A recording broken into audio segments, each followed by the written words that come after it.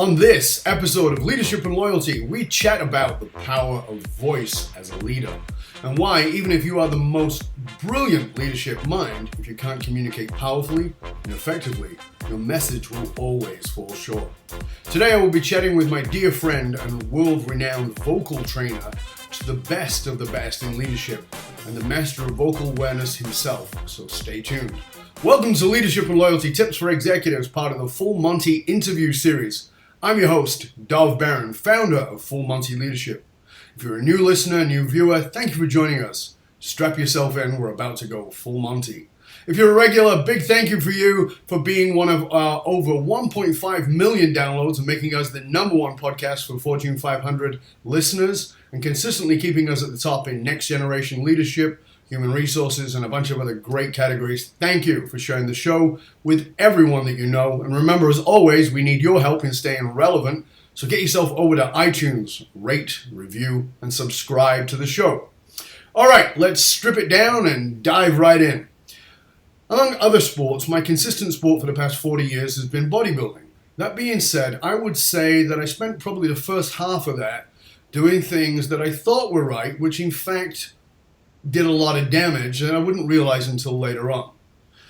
Pretty much the same is true with speaking. I've been a speaker for more than 30 years, and I can tell you that for more than the first half of that career, I did the same thing with my voice. Until one day, my beloved bride confronted me with the reality that I was clearly damaging the purpose communicating, money-making instrument of my business, that being my voice. I would often speak in these multi-day events and come away with absolutely no voice left whatsoever. It was pretty obvious that within a short period of time, I was very possibly no longer going to be able to speak professionally.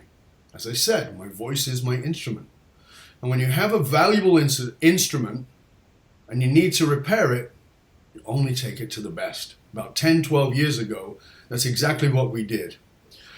My guest today is Mr. Arthur Samuel Joseph. He is a best-selling author of several books, including his latest, Vocal Leadership, 7 minutes a day to communication mastery.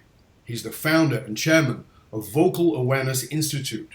Today, he is widely recognized as one of the world's foremost authorities in human voice. He is a renowned teacher, mentor, whose mission is to change the world through voice. His trademarked proprietary voice and leadership training program, Vocal Awareness, is designed to teach communication mastery. Arthur has taught globally for over 5 decades. His varied client list include national and international leaders in politics, business, entertainment, broadcasting, world-class athletes, motivational speakers, life coaches, and noted actors, singers, and luminaries of the stage and screen. So please, ladies and gentlemen, put your hands together and welcome my dear friend and mentor, Mr. Arthur Samuel Joseph. Crowd goes wild. Yeah. Arthur, welcome, my friend. Good to have you here. One of the things I love about you is how subtle you are, my friend. Yeah, I don't think I've ever been accused of that. So very nice to be with you. It's an honor, mate. Always an honor. Let's dive right in. Your latest book is entitled Vocal Leadership, 7 minutes a day to communication mastery. Why do you think that so few leaders today truly understand the importance and value of vocal mastery? Let me answer that from 2 perspectives. One, we are losing the art of public discourse since the advent of the internet. We spew data. Yeah. In this book, I speak about in a segment of the book what I call fingers and thumbs, because typing is our preferred mode of communication. We don't even make eye contact anymore. And when we are in the same room with another individual, it is challenging to make eye contact because we're no longer practiced at it. Well, because we're doing this. Absolutely. And aside from the obvious challenges and not recognizing basic construct that speech is habit, nobody really learns to be in communication mastery. But you know some of the athletes I've trained over the decades, and I say to all of them in a first lesson, you brought the talent or the gift, but someone actually taught you to do everything. Mm-hmm. So we become lawyers, we get MBAs, we get PhDs, But there is no communication class, and even if there is, there's no vocal course woven into it where you are learning to breathe. You're learning how to identify your brand, your persona. You are learning how to support the voice and relax all this tension here, because it's simply nobody even thinks like that except through vocal awareness. Right. And the other more insidious piece of this, besides its sheer impact on the bottom line of any business, is the political world today. In the U.S., a generation ago, because of how George Bush communicated, he would not have been electable because we would have raised the communication bar. Yes. Now, some time has passed, and now we're confronted again with with two individuals, but one who speaks very demagogically, shouting, not communicating. Right. And so this sort of lapse in our responsibility can be dangerous, not just for our society in the U.S., but globally. Right. And so communication mastery takes on far more global importance when we understand the impact energetically, vibratorily, ethically, in every encounter in our daily lives. From the stunning moment I get to spend with you, to our elevator pitch, to that board meeting, to that PowerPoint, to a date. None of us know actually how to truly claim the power of who we are, because we are constrained by perception reality. And I hope you like what I'm doing. Am I presenting myself well? So in our work, Dov, this is about one of the reasons they have to respect their time with you is because of what an honorable man you are, what a direct and clear-thinking man you are, and there is no artifice. There is also great respect coupled with drive, but never disrespect, pushing somebody disrespectfully. Everybody is heard, listened to. And this is one of the reasons that I'm so compelled to be with you, because I want your listeners, your viewers, to know that you're the real deal. And if we're sitting down at that pub, you and your Armagnac and me and my single malt, but I'll settle for an Armagnac as well.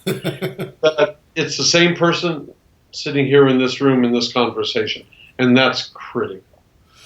Yeah, and I think that so often in communication, particularly, you and I work with industry leaders, and very often we find that the person in the boardroom is a different person than you and I would get to chat to. They feel like they have to have the persona of a leader rather than the authenticity as a leader, and it so often falls apart. And you're absolutely correct in that there's a definite shift in vocal tonality and vocal projection and how the words are strung together in and of itself. However, that being said, I clearly notice that with more mindful leaders, even those they can become more aware of that, they're like, yeah, I know something was off. They don't really know what was off. So talk to us a little bit about that. That's a wonderful insight.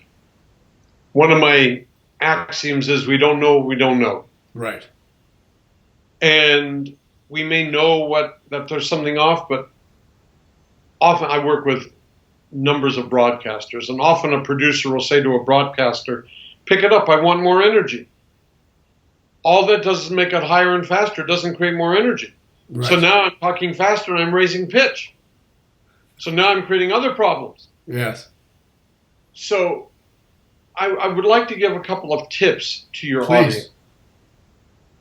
You've used the word persona, and correctly, of course. But your audience may not know that the actual root of the word persona means through the sound. One's identity is largely conveyed through the sound of a voice. And since we live in a culture where perception is reality, it doesn't matter what's truth. It doesn't matter how smart you may be. If you do not convey yourself effectively, perception's reality. Mm-hmm. So we begin by creating our persona statement. You simply answer, the Cliff Note version is we answer the question, how do I want to be known? Mm-hmm. So that awakens us to a really fundamental possibility taught through vocal awareness. We actually have a choice.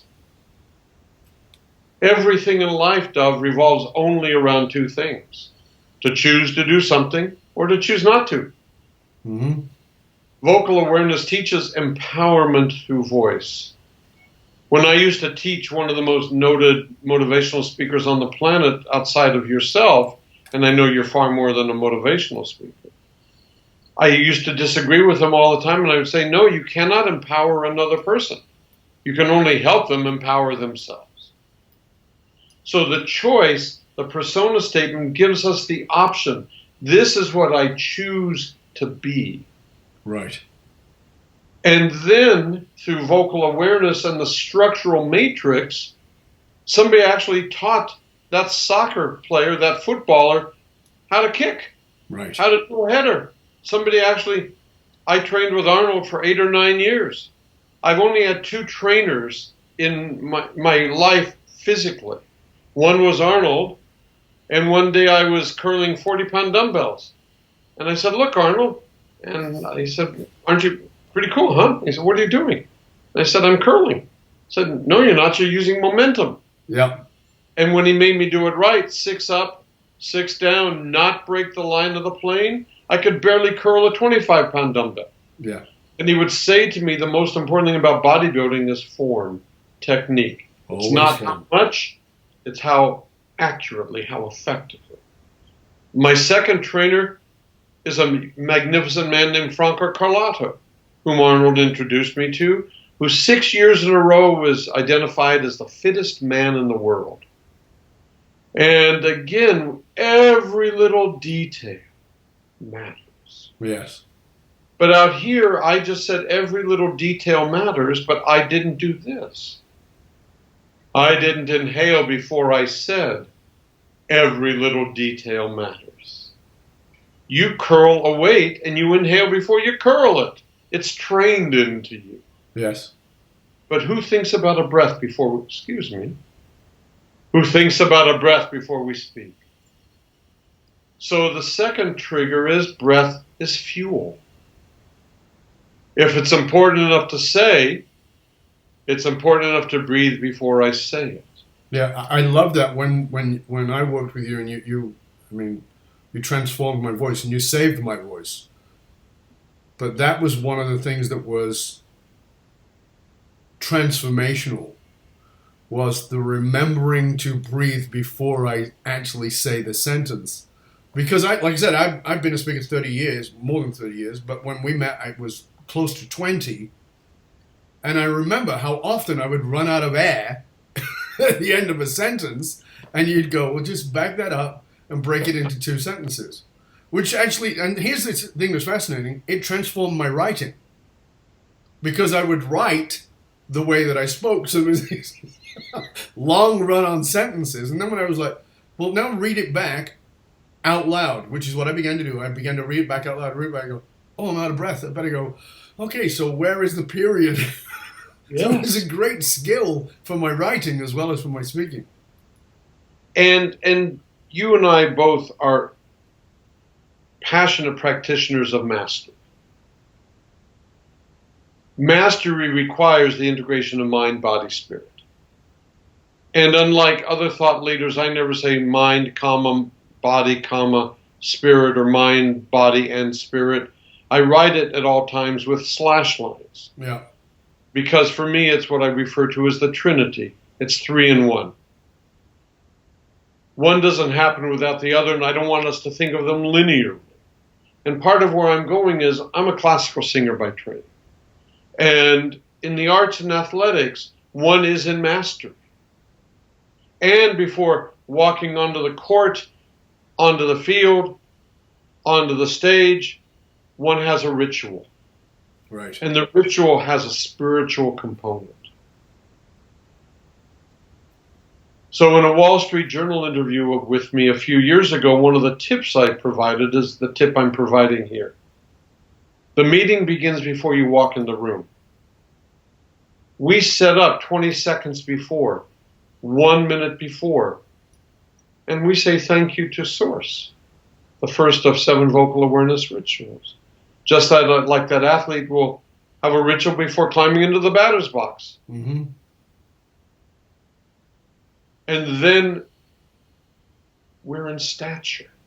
We claim something about ourselves. It's not standing up straight or sitting up tall. It's claiming something because the body inhales. And in that 20 seconds, it's what I call a mastery moment. Mm-hmm. It's the opportunity to trigger a new response, to break the pattern.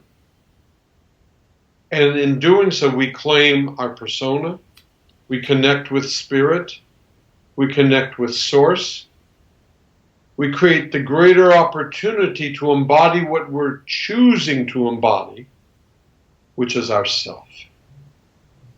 You said that your mission is to change the world through voice. I think that it would be easy for somebody to read that, hear that, and not get it because, I want to change the world by ending world hunger. I want to change the world by saving the rainforests or the glaciers or the dolphins. I want to change the world by education for girls. This seems like through voice, I think for many people would seem a little bit not something they can quite grasp onto in the content and the context of saving the world or changing the world. Help us to grasp the gravity of your mission to change the world through voice. I've actually never been asked, or this has not been put before me like this before. Thank you. Thank you. And thank you for creating the forum for me to share what this really means. Thank you. Voice is power. It's vibration. It is energy. Several years ago, I had the privilege of sitting with one of the most renowned rabbis in the world at his home in Boulder, Colorado. He's since passed. And before dinner, and it was just himself, his wife, and his mother-in-law, and myself for a Saturday night dinner. But before dinner, he invited me into his study to study me. And I said, Rabbi, this is inappropriate. I'm here to sit at your feet. He said, I know your work, and I'm studying your vibration. He said, evil is so entrenched in the universe, it can't be confronted head on, but only in the vibratory plane.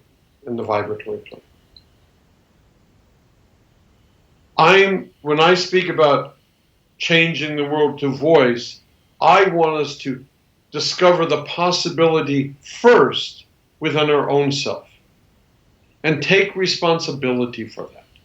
I made a political statement at the top of this call, not to say I'm a Democrat or a Republican. That's not the point.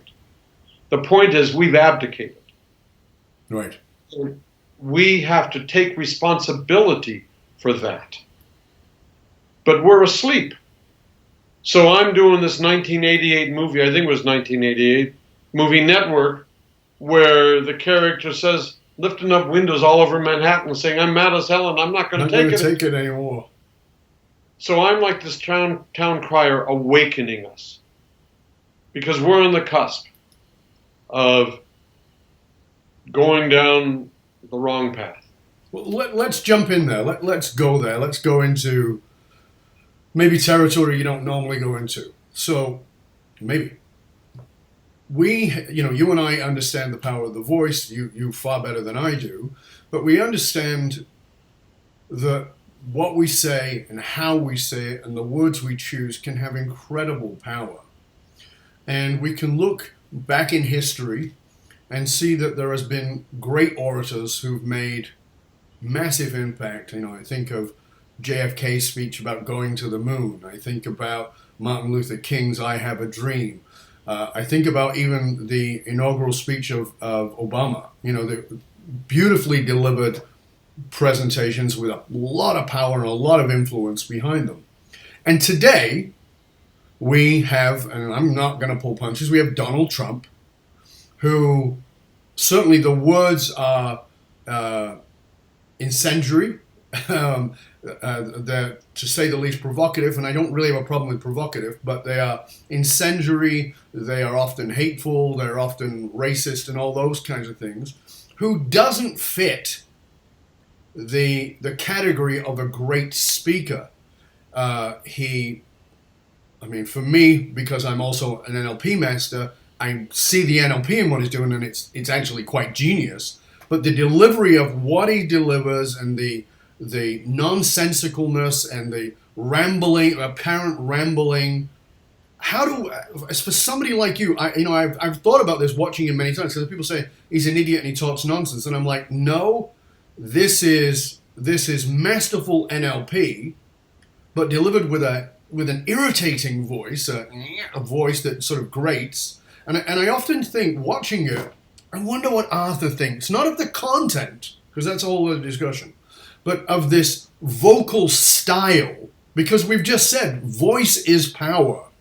And here's somebody who seems in many ways to be contradictory to the message. Help me understand that. To be a politician at any level of the game, one has to keep their own self-interest in mind. It is an ego drive. Sure. There's no question. But now when we're speaking about competing for the most powerful political position in the world, this is your superego unchecked. Sure. Donald Trump is communicating. I'm not a psychiatrist. I'm not a psychologist.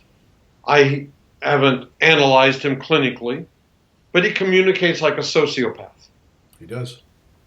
In that there is only one focus. It is not the country. It is not his business. It is only himself.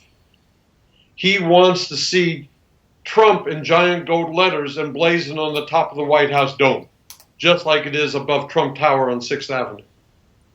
It is, for the first time, we're seeing somebody who is truly only thinking about himself. I know that may sound ludicrous or naive, but we've never seen somebody communicate in this country as dogmatically at this level. Mm-hmm. We'll see it in small groups, sure, but this is how any dictator communicates. For me, it's 1932. Yep. And Hitler wasn't chancellor till 33. And if you were to look at any video from Pol Pot to any dictator in Africa today, in any country in Africa, to Duarte in the Philippines now, to everybody shouts. There is no conciliatory message. It's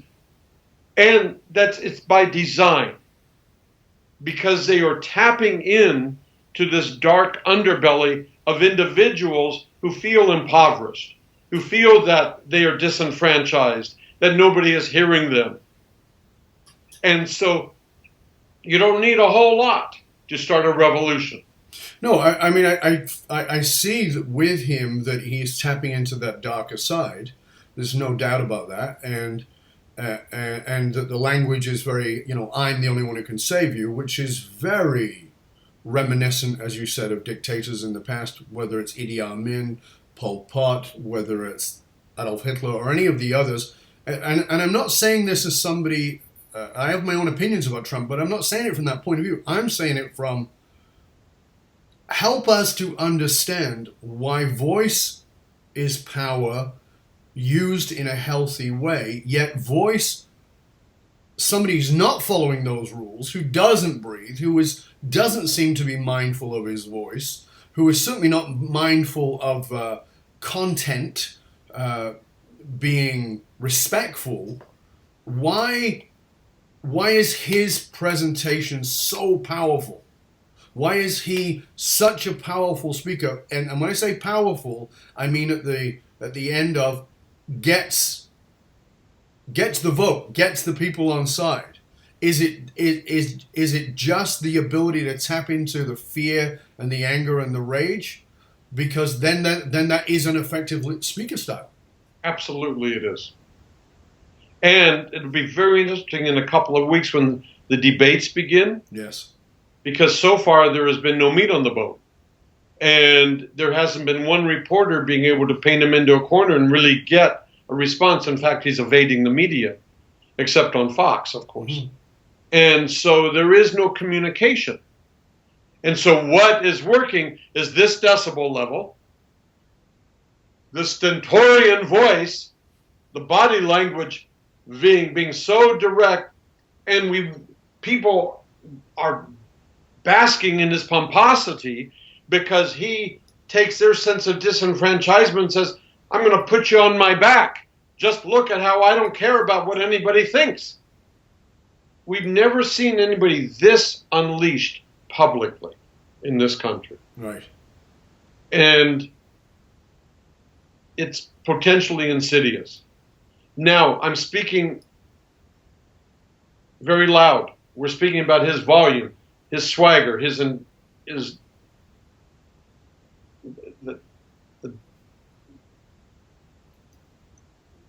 how just the dynamics of his personality, how he conveys them. Sure, the pomposity of it. But to get back to this, what opened this whole conversation about changing the world through voice. When we shout at a sporting event, volume, that's excitement. Right. But with our loved one, a partner, somebody at work, and shouts at us, that's not excitement, that's intimidation. Right. That's fear.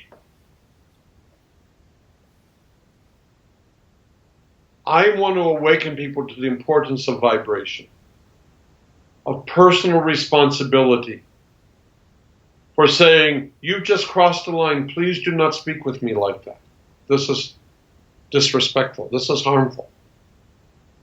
I want us to own our own power. I didn't just say I want us to own our own power. I said I want us to own our own power. I want us to mature into our possibility.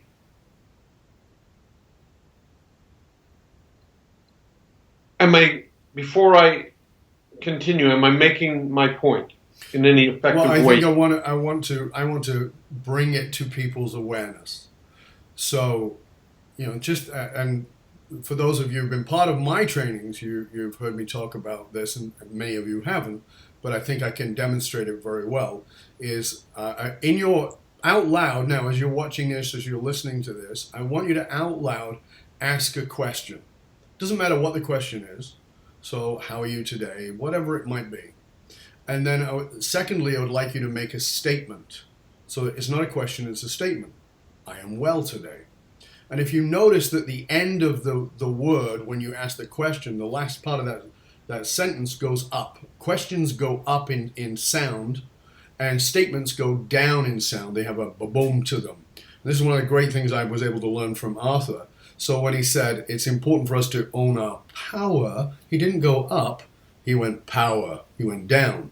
And the power is in that owning the vibration of a statement rather than delivering your statements as a question. Very often when people introduce themselves, they'll say, my name is Dov Baron. I was like, are you sure? Are you sure? I mean, is that really a name? Yes, of course it is. Really? Are you sure that it is? Because we're not aware of that up and down and the statement of the power. And as Arthur's pointed out here, that allowing the breath to come in, fill your lungs, and then deliver the message with, and not running out of steam, because that again dilutes the message, but owning it right to the very end with that ba-boom, ba-boom, ba-boom, allows it to land in a way that brings attention to you. I mean, you listen to Arthur speak, you can hear that this is a master at work, because there's this half-second pause where he allows the breath in, and then you go, oh, what's next? And that's for me, that's a masterful speaker, rather than somebody who's firing words at you like a freaking machine gun, which I've been guilty of, I will fully own.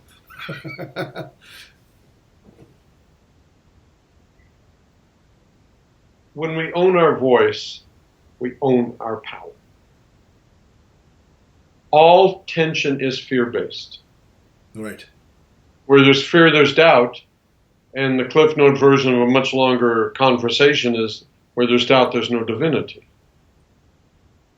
I'm always teaching, Dov, and I want to come back to you asking your people to say something out loud. I'm going to have them do that again. It was brilliant. Is sociologists mistakenly tell us for the last 3 or 4 generations the greatest fear in society is public speaking. Mm-hmm. That's incorrect. The greatest fear are actually 2 fears. Fear of abandonment, ownership of my power.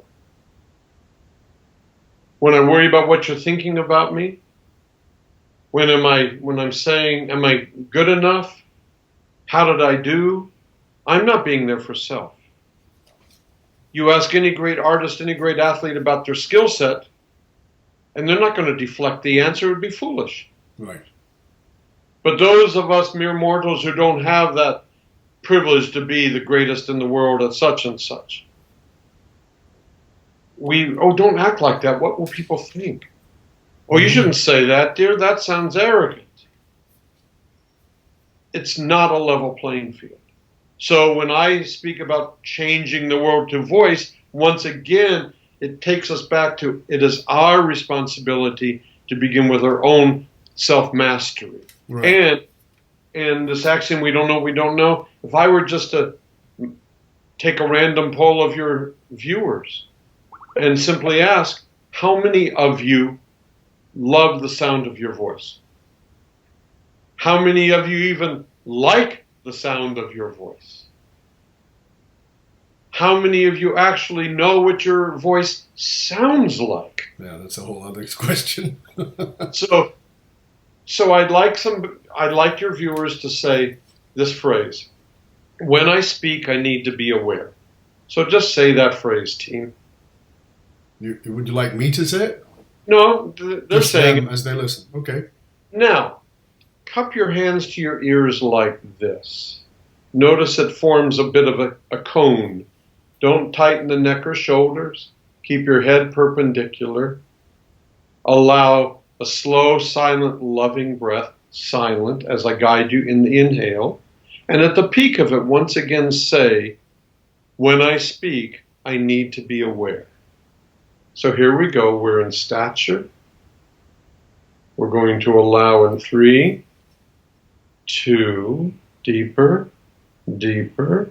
When I speak, I need to be aware. I speak. I need to be aware. And those of you who did that, write down your experience. What did you hear? That's your voice as we hear you. I remember when you did that exercise with me. And I said, I've been speaking for a long time and I've heard my voice many, many times. But I can tell you that, and for you watching this, I can tell you that I would watch videos back of myself, I would listen to audios back of myself, and I would cringe, even though I'd been speaking all those years. And it's interesting that since my work with you, Arthur, since you guided me, mentored me so geniusly, so brilliantly, I can't say that I've been a picture-perfect student and that I always remember what you taught me. But I can tell you this, that my speaking is immensely better. My voice is no longer shredded. And when I listen to my voice recorded back, most of the time I like it. And when I don't, it's because I'm not following what it is you taught me. And it's clearly there. It's like, hello, time for author exercises. I said earlier that about why this is such a stunning moment for me to be with you.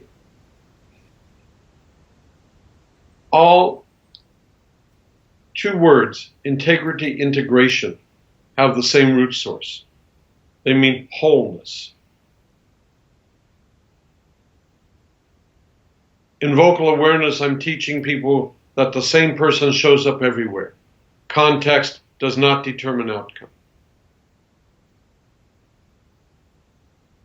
So sometimes when you're not as enamored of your voice or your delivery, one might also notice, is there something missing in my content as well? Mm-hmm. And one of the things that is so moving about you is the way you always challenge yourself to be in what I call the work, to come from this deeper mind, body, spirit integration at all times, so that you do embody the integrity and integration, not just of what you know, teach, but of who you are. And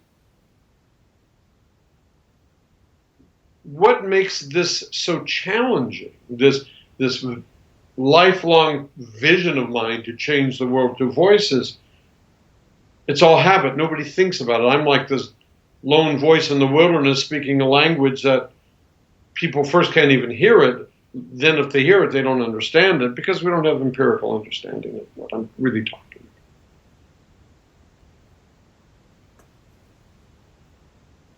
The root of the word spirit, if I asked your viewers, listeners right now, take a deep breath, top of the morning, and you exhale. Now allow a slow, silent, loving breath with me.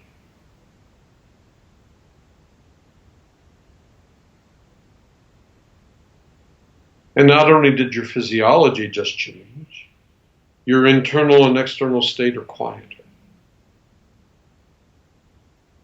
The root of the word spirit, spiritus, means to breathe. So this is a primal way to help us change state. Before we walk into any room, while we're in that meeting and things are getting a little amped and territorial, this is how I take care of me. Right.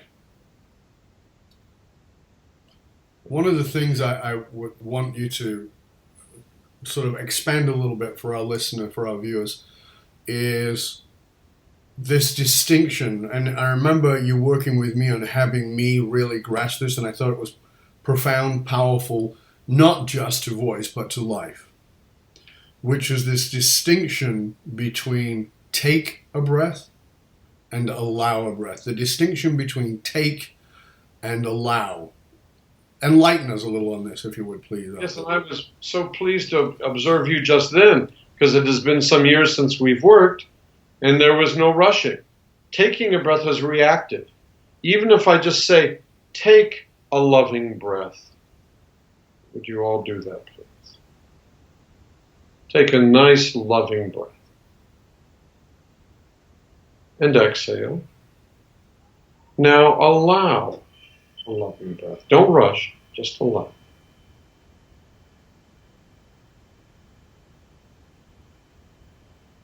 One is reactive, one is proactive. One is far more sentient and gives me permission to be myself. In addition, everything I'm doing has to be connected physiologically or I'm blowing smoke. Our tongue and jaws relax. We lower our blood pressure. Our endorphins can rise. All kinds of things occur when we allow versus rush and take. The other point that it illustrates, and it's critical, is that a breath is not only physical, it's also emotional. Yes. So as we begin to allow several things happen. One, we give ourselves permission to be present in a really primal, fundamental way that we were not even aware existed.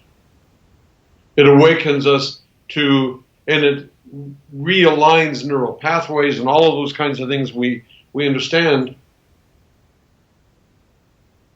But the bottom line is, I now have more control, not just of the message, but of the messenger. Yeah. So now I'm in charge of how I want to be known. Over the course of your career in the entertainment industry, you've had some very famous, very well-known students. You've worked with Oscar winners like Sally Field, Angelina Jolie. You've worked with people who might have been a little more challenging, like Sylvester Stallone and Arnold Schwarzenegger. But you've also worked with the NFL Network, Fox Network, ESPN, sports broadcasters. In addition, and any of us watching, listening to this can go, okay, I can see why these people would want this. Speaking and owning their voice is a very deeply important part of their work. But you also do a lot of work with many corporate clients, including people like Ernst & Young, Deloitte, Lexus, Ritz-Carlton. How do you get these bottom line driven organizations to see the value of vocal awareness, which by definition is a soft skill and therefore more difficult for them to see the quantitative ROI on? How do you get them to grasp this is what you need?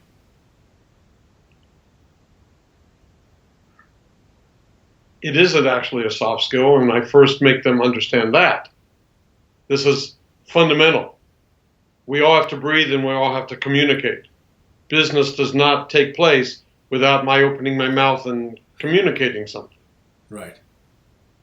And in one of my books, I tell the story of a hotel executive who had been brought up on harassment charges by his executive team. And not because he wasn't physically abusive or sexually abusive, he was emotionally abusive. Mm-hmm. And so the COO of the company, former student of mine, called me, said I wanted to work with him. And it was actually a Ritz-Carlton hotel. And the Ritz-Carlton has their basics, this little card that yes. every employee carries. And the first sentence is, the Ritz-Carlton Hotel is a place where the genuine care and comfort of our guests is our highest mission. In our first meeting, we spent almost an hour on video on that one sentence until he embodied it and we believed him. 6 months later, the chairman came through on review. Not only was he not fired, he was promoted. And I'm not suggesting it's style over substance, because it is not. But he had the substance, he simply didn't know how to communicate well. So he put himself in career jeopardy, not simply job jeopardy. So just last week, a client from Deloitte called me. We'd worked about a year ago this month. We did a handful of Skype lessons, one in person when I was training at Voya Financial in Minneapolis. He flew up to spend a few hours a day before.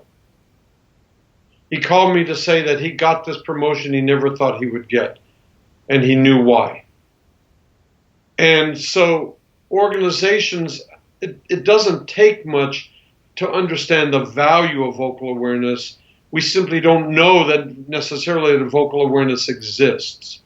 But if one were to look at my website and see the nature of my clientele, there is obviously a cachet, a history to this, so one is in good company. Mm-hmm. And I think about Roger Goodell as commissioner of the National Football League, and Roger wrote the foreword for my last book. Yep, it's right there, folks. That's the new book, and you'll see right there, forward by. And I mention this because I was to the National Football League Hall of Fame when one of my Hall of Fame inductees was giving his address, a speech that I'd written for him, which he had fully memorized. And afterwards, this team owner came up to me and knew we had been working together and said, "We want you to train the commissioner." And so we meet on a Tuesday like at 11, and this is an amazing human being. He's as integral as they get and one of my favorite people. But I'm speaking about thanking Source and allow a conscious loving breath. Let's be in stature, quote unquote, soft skills. Yes. He could have had me for a snack. I could have been out in a nanosecond. I had my perfunctory meeting because Jerry told me to or asked me to. Instead, we spent about 2.5 hours together. And the point was, and this is the purpose of my being with you today, the purpose of my work, my vision, is there was something about the man he trusted. He may not have empirically understood all that I was speaking about, but he trusted me. And that was what allowed us to begin our really meaningful relationship that has lasted for years. So this work is designed, whether it's in one-on-one, corporate context, media, theatrics, it doesn't matter. It is designed to help us understand how to be the best of who we are. Yes. Period. If you could give one simple, short, my term, punch in the head, leadership guidance for all the leaders who are watching this at whatever level, whether they're entrepreneurs, whether they are CEOs, C-suite leaders, mid-level managers, whatever the person is doing, what would be that one piece of leadership guidance you would give them in the context of what it is that you share? I'll do this in 1 minute and weave a couple of themes together. And I know we both have a bit to do. A champion does it differently. There is a fundamental difference between a really good player and a true champion. And it isn't the quality of the talent or the gift. It is the quality of the work ethic, the quality of the preparation. A champion always works harder and smarter than anyone else. Prepare, even if it is a conference call, a quarterly report to the street, PowerPoint slides. Write everything out. Practice it on video, on audio. Record your performance. I call it game film. Learn how to be your best. And in vocal awareness, quite honestly, it will show you how to do this in real, pragmatic terms. But no longer simply settle for business as usual. What makes you compelling is when you own your voice, you own your power, and the integrity of who you are is communicated through that authenticity. Fabulous. Thank you, sir. It's been awesome having you on the show. Please tell our listeners, our viewers, where they can find out more about you, about your books, about your programs. Go to the Vocal Awareness Institute. Vocalawareness.com is my website. Vocalawareness.com. And I'm so thrilled. Sometime the beginning of Q4 of this year, I'm releasing the Vocal Awareness Leadership Academy content. It's an entire course in communication mastery. And it's never been done before. So the timing of our sitting down and having this conversation means even more to me because I know your audience is particularly compelled by the depth of these types of learning opportunities. Dov, I'm being the redundant sort I am. I'll say it even though I don't need to. You're an extraordinary man, and I'm honored to be part of your relationships, and just thank you for sharing today. This is a privilege. Well, it's been an honor having you here.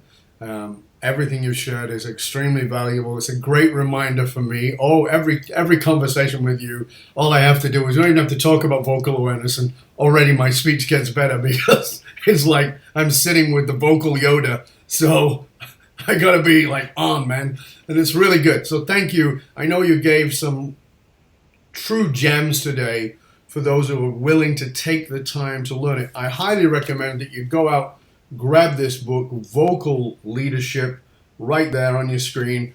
Go out. You can find it on Amazon. You can find it on Arthur's site. Again, please give us the website once more, please, Arthur. Vocalawareness.com. Very simple, vocalawareness.com. Get yourself over there. There's tons of great material on there, all kinds of ways for you to grab it. I'm going to say goodbye to our audience. Arthur, I hope you'll stay with us for a couple minutes, and I'll come back to you at the very end. I want to thank you, dear listener, dear viewer, for tuning in and being part of today's great show with our fabulous, fabulous guest, Mr. Arthur Samuel Joseph. And again, I do recommend that you go out, do the research. You'll find him on YouTube. You can find him on other podcasts as well. Great material. Every piece of it is highly valuable. As I said, I personally did training with Arthur. We brought him in and he saved my voice. There's no other way of putting it. Tremendous teacher with incredible value. I highly recommend that you get a hold of him, and please watch this video again. As I always say, don't listen to this. Please don't listen to this. Do something with this. Listen back. Take notes. Do the exercises throughout the work here. Arthur gave you exercises to do. Please do them. And if you are truly serious about embracing the kind of positive disruption that builds a culture to develop the next generation of leaders, not only into who they want to be, but who they need to be, while becoming evangelical about your organization and 10xing the engagement, then reach out to me, Dov Baron, at fullmontyleadership.com. fullmontyleadership.com. And remember, I have a gift for you. It's still in beta right now, maybe, because maybe you're watching this at some time in the future and it no longer is. But the pro version is coming out. You get to have it now for it's $197. You get to have it absolutely free as my gift to you. And you can find it at Matrix, like the movie, Matrix, fullmontyleadership.com. And there you'll be able to test the 5 categories of authentic leadership. Find out for yourself where your greatest strengths are and how to tap into them and build them. I want to thank you for joining us here at Leadership and Loyalty Tips, part of the Full Monty Leadership Interview Series. Again, I'm your host, Dov Baron. Thank you for sharing the show with everyone you know. And remember, keep us relevant. Please get over to